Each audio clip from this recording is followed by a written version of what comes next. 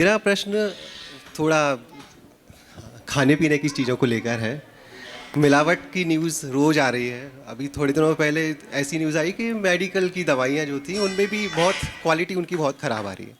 मैंने दुकानों वालों से पूछा कि भैया ये ऐसा क्यों हो रहा है, तो उनके पास कोई जवाब नहीं था।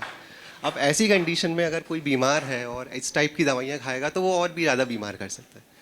तो अब इस चीज़ का समाधान कैसे निकाल सकते हैं हम? बहुत अच्छा समाधान है। पहले हम इनके प्रश्न की बहुत अच्छी अनुमोदना करते हैं। जब आपको पता है कि मिलावट की दुनिया है, हमारे मुनि श्री प्रसाद सागर जी महाराज श्री हैं, वो हमेशा एक बात को कहते हैं, रोग की औषधि औषधालय में नहीं भोजनालय में खोजिए। कैसा भी छोटा मोटा जो रोग होता है उसकी औषधियाँ तो आपको भोजनालय में ही मिल जाती हैं। कुछ स्पाइस के प्रयोग करने पड़ते हैं, कुछ त्याग करना पड़ता है, कई बार सिर्फ लौकी खानी पड़ती है और आपका काम हो जाता है। और मान लीजिए इससे काम नहीं होता है तो अपन आयुर्वेद की औषधियों का भी प्रयोग कर सकते हैं। मान लीजिए उससे भी आपको स्वास्थ्य लाभ नहीं मिल रहा है तो फिर जम सक्कई तम की रही, विश्वास करते हुए हमको वे मिलावटी औषधियों का भी प्रयोग करना पड़ता है। विश्वास में बहुत बड़ी ताकत होती है।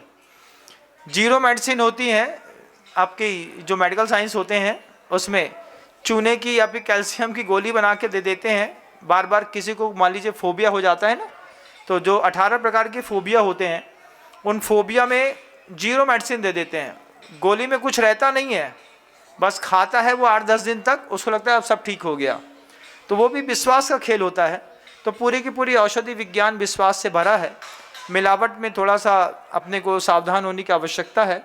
और मैं तो ऐसा मानता हूँ कि जैनाचार्यों के जो रस परित्याग के नियम 1 हफ्ते के दिए गए हैं, एक दिन हरी नहीं खाना है, एक दिन मीठा नहीं खाना है, एक दिन शक्कर नहीं खानी है, एक दिन नमक नहीं खाना है, एक दिन तेल, एक दिन दही, ऐसा जो नहीं खाने का नियम है, जिस घर में निरंतर रसी के त्याग की परंपराएं चलती हैं उन घरों में औषधियों का प्रयोग करने की कोई व्यवस्था ही नहीं रहती है। उसको बिना औषधि के उसका जीवन बहुत अच्छे से निकल जाता है। इसका भी अपन प्रयोग करके अपने जीवन को समृद्ध कर सकते हैं।